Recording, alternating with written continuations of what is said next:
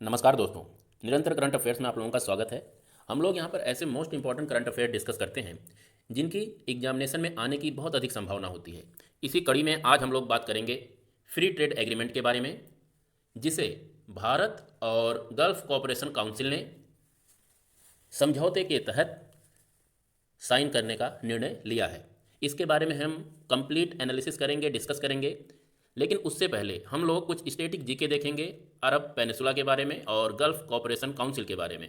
यहाँ अगर current affairs की बात करें तो करंट अफेयर्स केवल इतना है कि भारत और गल्फ कोऑपरेशन काउंसिल ने एक फ्री ट्रेड एग्रीमेंट साझा किया है, समझौता किया है। लेकिन इससे रिलेटेड स्टैटिक जीके देखेंगे जो एग्जामिनेशन में आते हैं, जैसे अरेबियन पेनिसुला में कौन कौन से देश शामिल हैं, उनकी राजधानियां क्या हैं, इसके साथ ही साथ गल्फ कोऑपरेशन काउंसिल में कौन कौन से देश हैं, ये क्षेत्र किस चीज़ के लिए फेमस है, इन सब चीज़ों को डिटेल में हम लोग देखेंगे। तो चलिए शुरू करते हैं। सबसे पहले ये ग्लोब में हम लोग अरेबियन पेनिसुला को देख सकते हैं।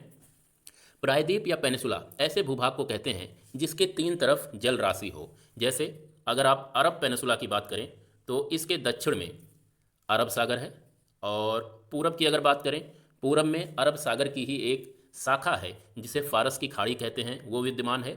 इसके साथ साथ अगर पश्चिम में बात करें तो पश्चिम में भी अरब सागर की एक शाखा जिसे लाल सागर कहते हैं वो विद्यमान है। तो इस तरह से ये जो भूभाग है तीन तरफ से जल से घिरा हुआ है, इसीलिए ये प्रायद्वीप है। तो यहाँ से सबसे पहली हमारी प्रायद्वीप की जो संकल्पना है वो समझ में आई कि प्रायद्वीप कहते किसे हैं। इसके बाद यहाँ से रिलेटेड ये फैक्ट आपको याद रखना है कि जो अरब का प्रायद्वीप है ये दुनिया का सबसे बड़ा प्रायद्वीप है। क्षेत्रफल के हिसाब से अगर देखें तो ये दुनिया का सबसे बड़ा प्रायद्वीप है, ये फैक्ट आपको याद रखना है। भारत का प्रायद्वीप, जिसे पेनिसुला ऑफ इंडिया कहा जाता है, ये भी बहुत बड़ा पेनिसुला है, इसे भी आपको ध्यान रखना है। भारत में जैसे कथियावाड़ का प्रायद्वीप है और भी कच्छ का प्रायद्वीप है, इस तरह से बहुत सारे प्रायद्वीप हैं। तो ये जो अरब का प्रायद्वीप है ये दुनिया का सबसे बड़ा प्रायद्वीप है, वर्ल्ड लार्जेस्ट पेनिसुला, ये फैक्ट आपको याद रखना है। और ये क्षेत्र अरब पेनिसुला अपने ऑयल और नेचुरल गैस के लिए काफ़ी विश्वविख्यात है, इसी के लिए इसकी ख्याति है।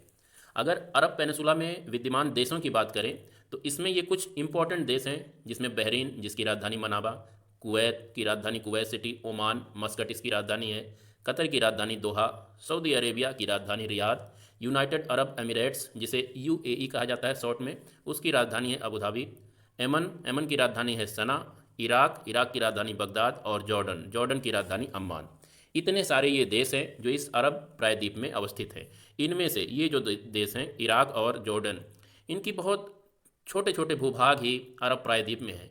आप इस इमेज में देख सकते हैं, ये पूर्णतः इमेज है इस प्रायद्वीप की और यहाँ के देशों की। तो ये इराक है और ये जॉर्डन है, तो इनकी बहुत छोटे छोटे भूभाग ही अरब प्रायद्वीप में आते हैं। जो इनका दक्षिणी हिस्सा है वही केवल अरब प्रायद्वीप में आता है। इसके साथ साथ यहाँ पर ये आपका सऊदी अरेबिया है, ये आपका ओमान है और ये आपका यमन है। इसके साथ यहाँ पर आपका ये यूएई है, उसके साथ यहाँ पर कुवैत है, और बहरीन और कतर यहाँ पर अवस्थित हैं। तो ये इनकी लोकेशन हो गई और कैपिटल हो गए इनके क्या क्या हैं। इसके साथ ही साथ यहाँ से आपको एक इम्पॉर्टेंट फैक्ट और याद रखना है, यहाँ की जल संधियों के बारे में आपको पता होना चाहिए, स्ट्रेट्स के बारे में पता होने चाहिए। स्ट्रेट्स ऐसे लोकेशन होते हैं, ऐसे जलराशियाँ होती हैं जो दो बहुत बड़े बड़े भूभागों को अलग करते हैं और दो जलराशियों को आपस में जोड़ती हैं। जैसे स्ट्रेट ऑफ हॉर्मुज की बात करें तो ये अरब सागर है और ये फारस की खाड़ी है, और यहाँ पर अवस्थित है आपका स्ट्रेट ऑफ हॉर्मुज, ये इन दोनों जलराशियों को आपस में जोड़ता है, ये आपको याद रखना है। इसी तरह से बाब अल मंडेब जल राशि यहाँ पे अवस्थित है, ये जल संधि, और ये जल संधि यमन की खाड़ी, इसे यमन की खाड़ी कहते हैं, और ये लाल सागर है, इन दोनों को आपस में जोड़ती है। आपको केवल पहचानना है कि हॉर्मुज जल संधि और बॉब अल मंडेब जल संधि कहाँ है, तो ये आप मानचित्र में अच्छे तरह से देख लीजिए। इसके साथ एक और इम्पॉर्टेंट है ग्वाडाफुआ चैनल।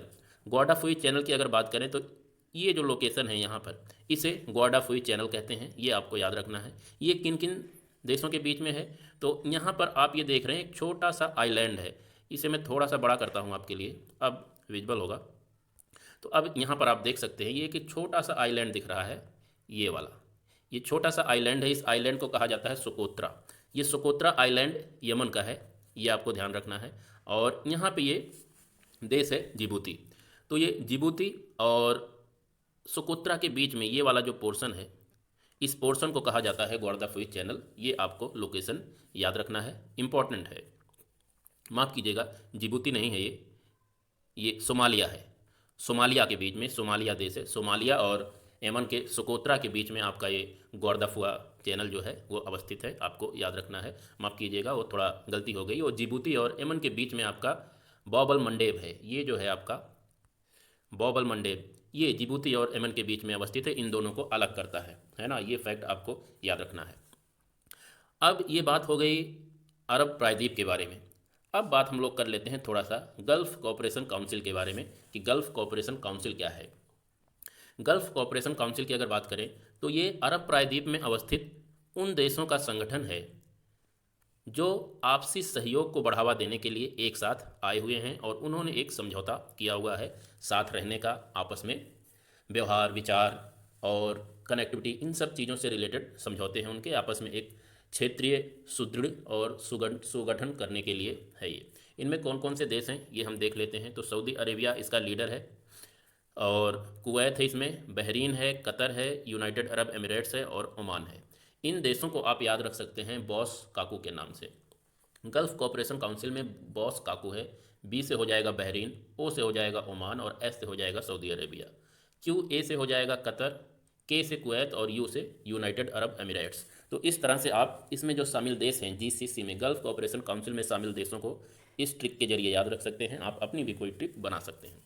अगर बात करें गल्फ़ कोऑपरेशन काउंसिल की हमारे लिए अहमियत क्या है, तो भारत जितने भी ऑयल इंपोर्ट करता है उसका 70% ऑयल इन्हीं देशों से आता है। जो गल्फ़ कोऑपरेशन काउंसिल के देश हैं, इन्हीं देशों से भारत का 35% ऑयल इंपोर्ट किया जाता है। इसके साथ ही साथ 70% गैस का इंपोर्ट हम इन्हीं देशों से कर सकते हैं। तो आप अंदाज़ा लगा सकते हैं कि भारत कितना ज़्यादा इन देशों पर निर्भर है अपने गैस और तेल की आपूर्ति के लिए। इसीलिए भारत के लिए गल्फ़ कोऑपरेशन काउंसिल के साथ फ्री ट्रेड एग्रीमेंट करना एक बहुत ही इम्पॉर्टेंट कदम है और बहुत ही इम्पॉर्टेंट, समसामयिक दृष्टि से अगर देखें तो बहुत ही इम्पॉर्टेंट मुद्दा है। ये आपके एग्जामिनेशन में पूछे जाने की प्रबल संभावना है। यहीं पर एक फैक्ट और आप देख लीजिए कि फ्री ट्रेड एग्रीमेंट कहते किसे हैं। तो इसमें आपको कुछ ध्यान नहीं देना है, केवल इतना जानिए कि फ्री ट्रेड एग्रीमेंट किसी भी देश या किसी दो क्षेत्रों के बीच में किया जाता है। इसके जरिए हम इंपोर्ट और एक्सपोर्ट की जो सुविधाएं होती हैं, जो नियम होते हैं, रूल्स एंड रेगुलेशन होते हैं, उनको सरल बनाते हैं, कुछ रियायतें देते हैं, किन्हीं चीज़ों में कमी करते हैं और किन्हीं चीज़ों में हम इंपोर्ट ड्यूटी वूटी ये सब बिल्कुल कम कर देते हैं या रखते ही नहीं।